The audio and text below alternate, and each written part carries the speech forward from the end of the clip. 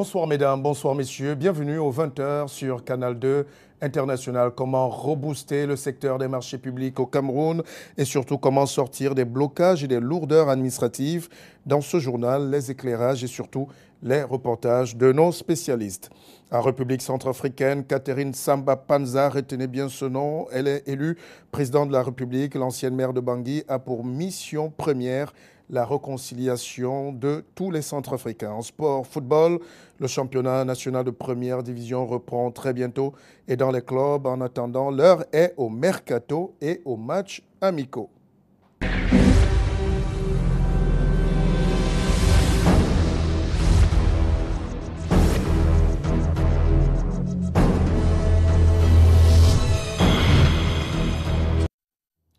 Lancement de la conférence sur les marchés publics ce jour à Douala. Les responsables administratifs de la région se sont retrouvés pour réfléchir sur les nouveaux mécanismes de financement et de lancement et d'exécution des marchés publics. Cathy Toulou-Elanga et Jérôme Demenou. La non-maturation des projets semble être un frein majeur à l'exécution des marchés publics dans la région du littoral. Le constat est amer. Mais il a tout au moins permis de relancer la machine des marchés publics sur une nouvelle dynamique. Pendant 4 jours, les responsables des services administratifs de la région du littoral vont se pencher sur les conférences de programmation de l'exécution et passation des marchés dans le littoral. Le gouverneur de la région du littoral, Joseph Beti-Assoman, a lancé les travaux sur une note de précision. Selon lui, c'est un exercice déterminant et obligatoire. Le gouvernement camerounais a fait un effort de célérité dans la mise sur pied des éléments de validation du projet. Il y aura 5 ateliers. Un atelier régional pour tous les services régionaux et les sociétés d'État, qui sera présidé par le délégué régional, et 4 autres ateliers qui seront présidés par les délégués départementaux et qui connaîtront chacun les projets issus de chaque département. Et donc chaque maître d'ouvrage se présentera avec ses fiches de programmation, de passation et d'exécution qu'il soumettra à cet atelier technique, lequel va discuter avec lui pour valider le programme à retenir pour l'année. Parce que le Minmap n'est qu'un gestionnaire accompagnateur, mais les maîtres d'ouvrage restent au centre de l'action. Un atout indispensable dans la réussite de l'exécution des marchés publics. Un sujet hautement préoccupant, puisque le chef de l'État lui-même l'a souligné lors de son discours de fin d'année adressé à la nation camerounaise. Il est donc question de se ressaisir et de mettre sur pied des stratégies pour accompagner ceux qui ont en charge la réalisation de ces marchés. Ainsi, des équipes de contrôle seront chargées de la vérification et du suivi de ces travaux, tel que cela a été annoncé au cours de ce lancement officiel. Toutes choses qui permettront de franchir le cap du budget d'investissement public dans les délais. Tout à fait, Cathy Toulou, cela ne vous aura pas échappé. Le chef de l'État, Paul Biya, avait dénoncé les lenteurs et les lourdeurs et les tracasseries administratives dans le domaine de l'exécution des marchés publics. Avec cette question centrale ce soir, comment sont attribués les marchés publics et surtout à qui sont attribués ces marchés publics et surtout, au-delà, qu'est-ce qui coince? Et malgré tout, au centre de toutes ces interrogations, est-ce que le ministère des marchés publics est souvent dans son rôle? Voici l'éclairage important de Jean-Christian Akam. Ministère des marchés publics, toute une structure gouvernementale consacrée à la validation des projets dans le respect bien compris des règles de l'art. Sauf que pour certains administrateurs municipaux, ce retour à la centralisation des procédures semble ramer à contre-courant de la décentralisation. Une déresponsabilisation des maires, maîtres d'ouvrage des projets. Parce qu'aujourd'hui, ceux qui répondent des choix faits dépendent de tout un ministère qui n'a rien à voir avec les contraintes locales.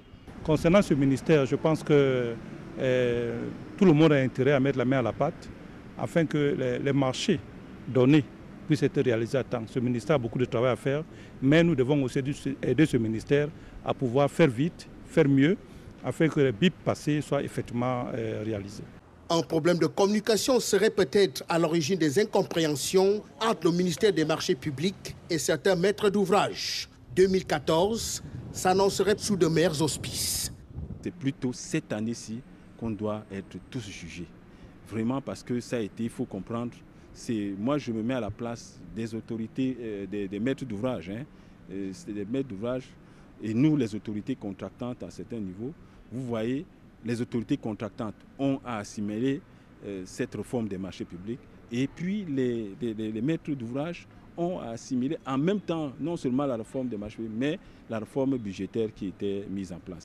Des correctifs visant à accélérer l'exécution des projets d'investissement sont annoncés. Reste que les fruits tiennent la promesse des fleurs à la faveur des réunions de programmation des marchés publics.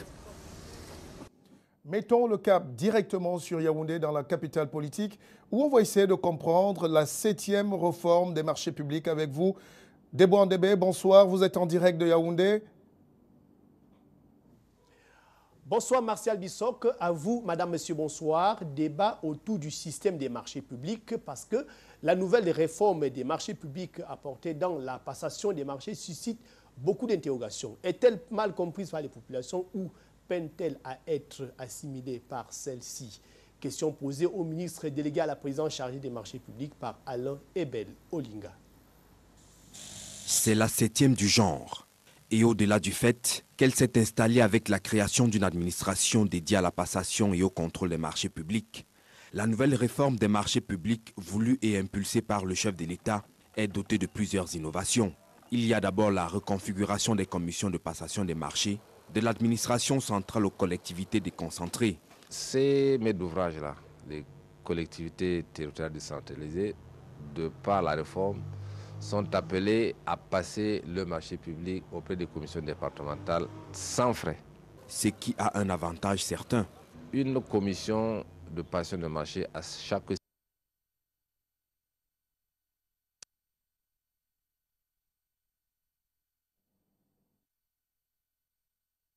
On revient sur Douala, effectivement, avec ce petit problème de liaison satellitaire.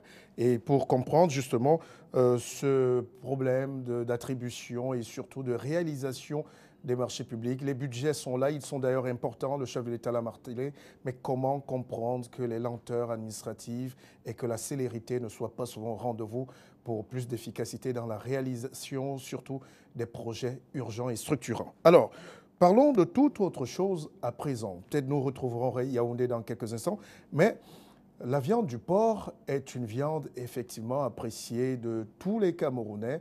C'est la viande d'ailleurs qu'on retrouve sur toutes les tables. Et comme le dit souvent le jargon, tout est bon dans la viande du cochon. Alors, les éleveurs du Vouri ont trouvé bon et utile de se réunir pour tenter de trouver des solutions pour que la viande soit toujours de bonne qualité sur nos tables et surtout en abondance. Alex Lembe était autour de la table.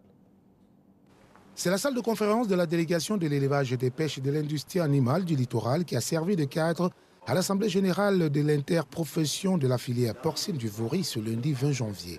Présidé par Bella Ambatinda, président de l'association Cantoré pour la circonstance, un responsable de la délégation, il a été question pour le président de cette association de repartir sur de nouvelles bases afin de faire de l'agriculture et de l'élevage un levier important dans le processus de l'émergence en 2035. D'où ces objectifs. Essayer de mettre de l'ordre sur toutes les questions qui sont liées à notre activité. Était également mentionné à l'ordre du jour la relecture des textes afin de rendre plus opérationnelle et plus vivante l'association. Il a également été question de bien définir les rôles, notamment celui du président ainsi que celui du secrétaire général, d'où ses attentes. J'ai deux attentes. La première attente, c'est que nos travaux puissent déboucher sur des conclusions qui vont rendre opérationnelle l'interprofession de la filière porcine dans nos Vouri. Nous sommes conscients que l'agriculture et l'élevage sont attendus par les autorités pour apporter une contribution importante dans la réalisation du taux de croissance. Douala est un pôle important et il faut donc qu'on se mette véritablement en ordre de bataille pour que nous allions dans le sens souhaité par les autorités.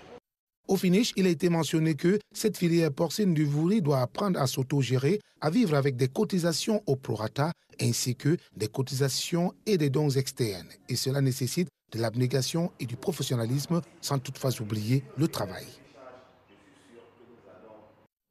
Parlons de toute autre chose à présent, parlons d'art et de musique. Cela ne vous aura sans doute pas échappé, on le savait, les voies du Seigneur sont insondables, mais de plus en plus d'artistes ont décidé de donner leur vie au Seigneur. Qu'est-ce qui peut être déroutant et spectaculaire dans ce revirement quand on sait que la quête de la spiritualité, évidemment, est offerte et ouverte à tous, mais est-ce que ces artistes le font, surtout quand leur carrière bat de l'aile? Lil Pidgeot a décidé de rencontrer quelques-uns. Reportage. Nous avons en Jésus-Christ, toujours prêt à nous entendre, nos souffrances de tous les jours. Depuis pas mal de temps, ils sont nombreux ces artistes qui ont décidé de donner leur vie à Dieu. C'est le cas de Catino, Martial Bongo, Rosie Bush, Grace Deka, le roi Polo XVIII, Petit Pays, entre autres. Certains l'expriment avec des paroles, des versets bibliques et d'autres vont tout simplement à la rencontre des prophètes. Il m'est souvent arrivé, avec le temps qui évolue, de rencontrer certains hommes de Dieu, comme au Nigeria, comme aux États-Unis, comme un peu partout dans le monde entier, tout simplement. Normal, toute inspiration vient de Dieu, mais seulement faut servir Dieu par les actes. Je fais un travail qui demande de l'inspiration et qui vient de l'inspiration en même temps. Ça veut dire que je n'ai pas besoin de me convertir ou alors changer de façade, comme font les autres d'ailleurs, et tout.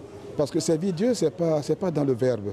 Pour Abba Rabi, sa façon de servir Dieu, c'est d'agir au service des populations, comme par exemple ce point d'adduction d'eau offert aux populations de Douala. C'est pas quand on est désespéré, affaibli, qu'on doit se tourner vers Dieu. Il faudrait commencer à servir Dieu à son jeune âge. Il ne faut pas attendre qu'on ait des échecs de la vie pour commencer à penser à Dieu. Changer de vie ou de statut, c'est bien, mais chacun a une relation personnelle avec Dieu. Remettons le cap sur Yaoundé et retrouvons Debo Andébé et toute l'équipe technique. Debo, on va parler de la 7e réforme des marchés publics puisque c'est le sujet et c'est le dossier de la rédaction aujourd'hui. Est-ce que vous avez plus de précisions quand on sait que les budgets sont là mais pas souvent consommés?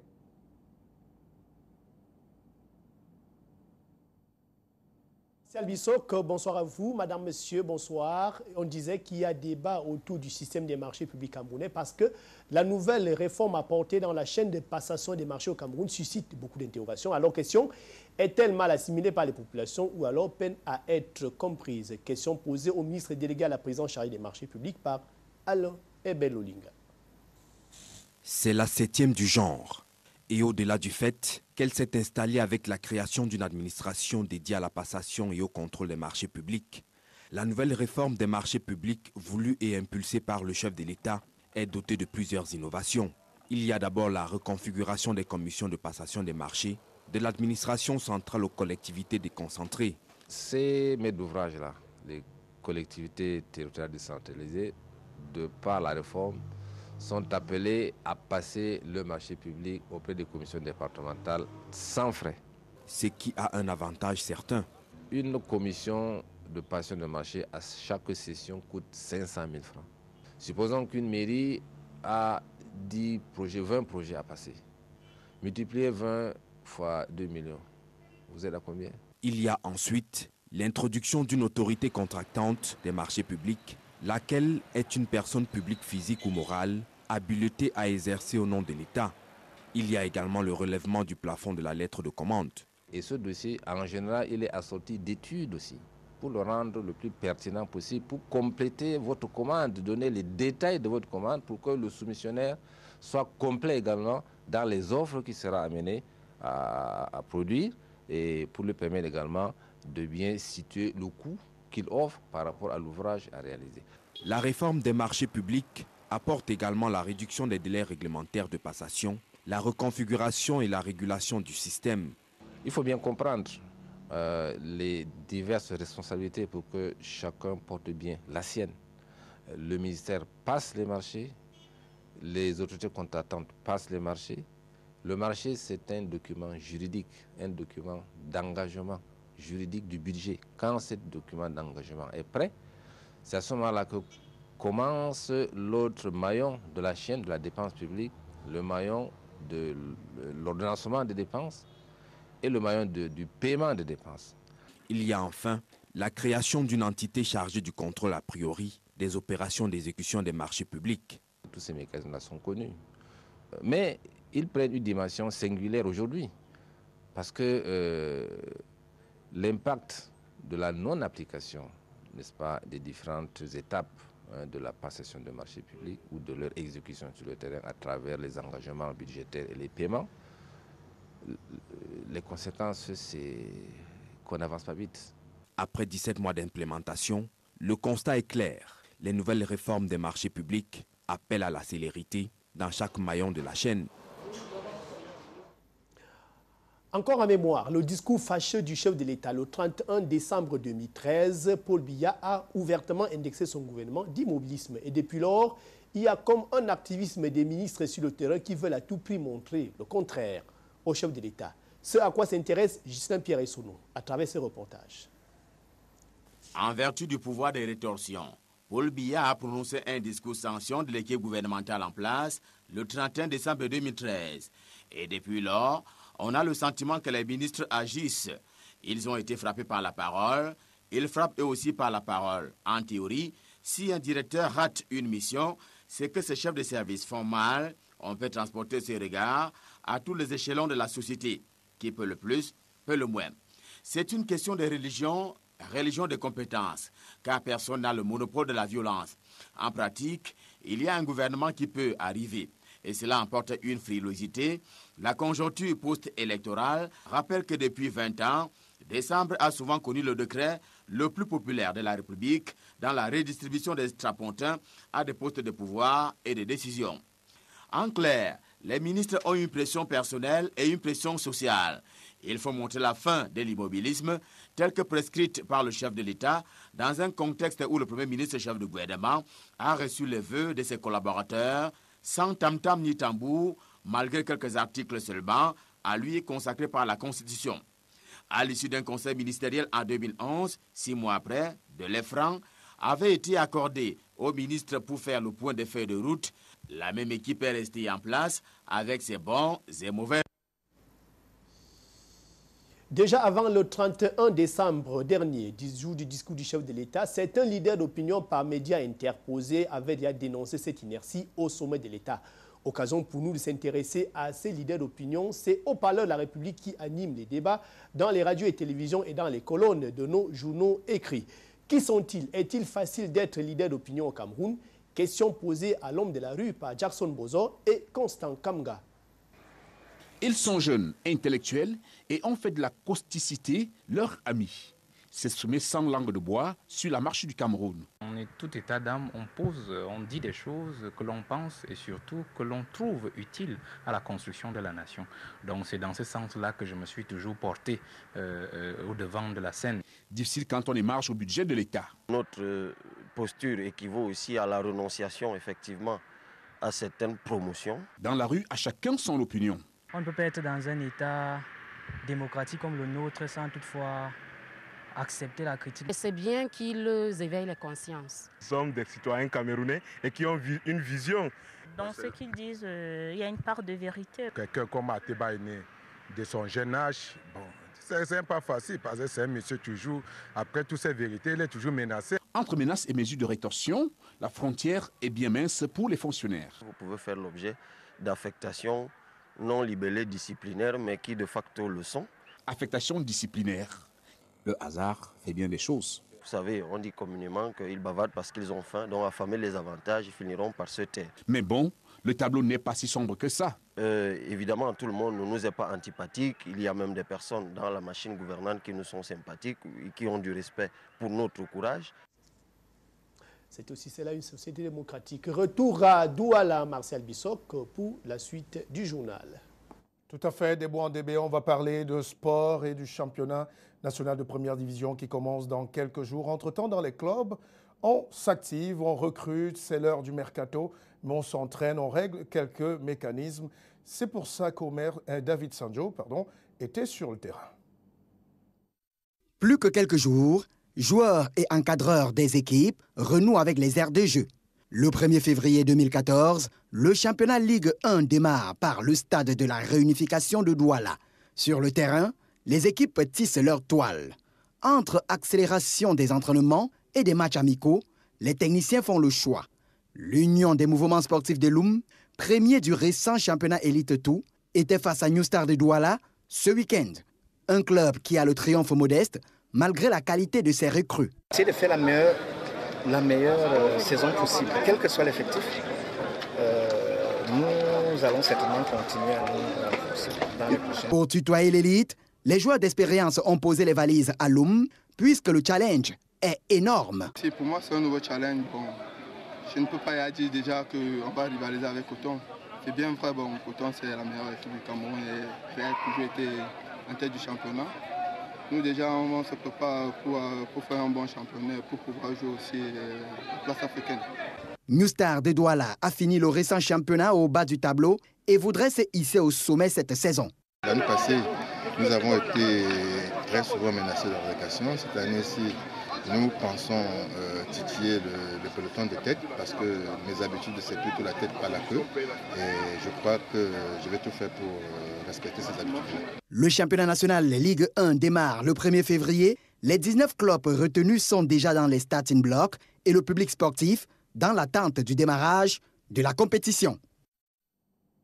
On attend un championnat national un peu plus relevé avec 19 clubs. Restons dans la sous-région Afrique centrale et parlons de sport et d'intégration avec la petite reine. Le tour cycliste Amissa Bongo s'est achevé avec une note de satisfaction. Un Africain est arrivé le premier. Voici l'analyse de Nathalie Sarfati. La 9e édition de la Tropicale Amissa Bongo a son champion. Pour la première fois, c'est un Africain. Un jeune Érythréen de 23 ans, Nathnaël Beran, qui a eu bien du mal à réaliser son exploit. Quand j'ai commencé à m'entraîner, mon premier objectif c'était d'avoir le maillot jaune ou de terminer dans les 3 premiers. Je suis tellement content d'avoir ce résultat. C'est incroyable pour moi. La dernière étape a été déterminante, 124 km entre Owendo et la capitale gabonaise Libreville. Nathnaël Beran a profité de sa pointe de vitesse pour remporter les bonifications. À une seconde près, il détrône l'Espagnol Sanchez, favori de la course. Nathnaël s'était fait connaître au Gabon dans cette même course en 2011. C'est ici qu'il a été repéré pour rejoindre une écurie française. Sa performance fait la fierté de son manager. Merci au Gabon parce que sans la Tropicale, j'aurais jamais connu Nathnaël. Et puis on va amener un Africain de l'Afrique au Tour de France bientôt. Donc la Tropicale remplit totalement son rôle, encore plus aujourd'hui qu'hier. Le maillot jaune de l'étape a été remporté par le Belge Frédéric Robert.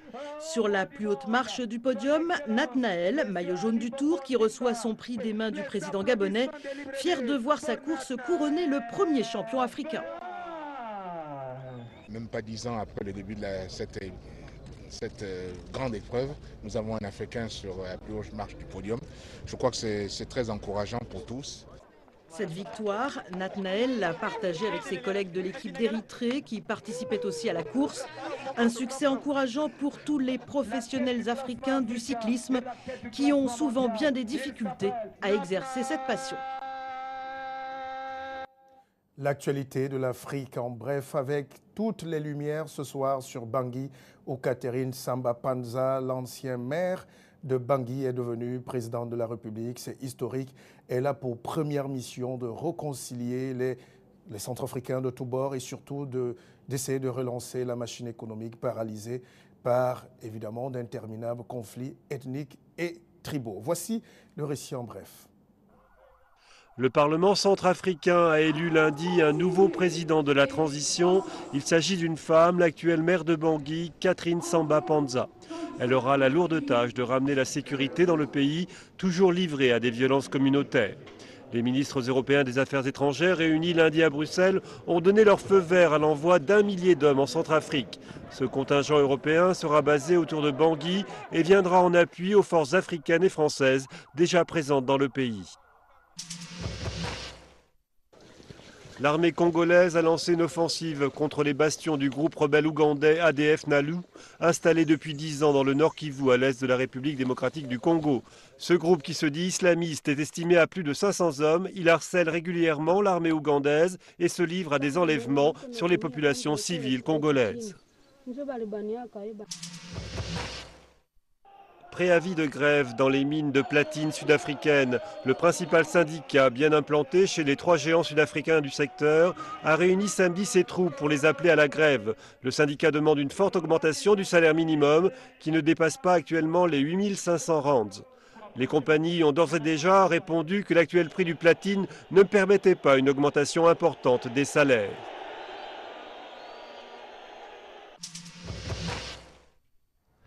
L'aviation libyenne a mené un raid dimanche sur la ville de Seba dans le sud de la Libye où des hommes en armes ont attaqué une base aérienne. La ville est le théâtre de troubles que l'armée impute à des forces restées loyales à l'ancien dirigeant Mouammar Kadhafi. Les conflits entre tribus de la région ont fait ces derniers jours une trentaine de morts et de nombreux blessés. Le Parlement libyen a décrété l'état d'urgence.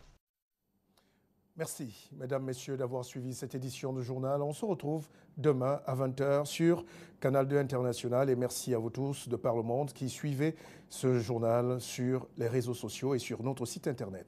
Bonne soirée.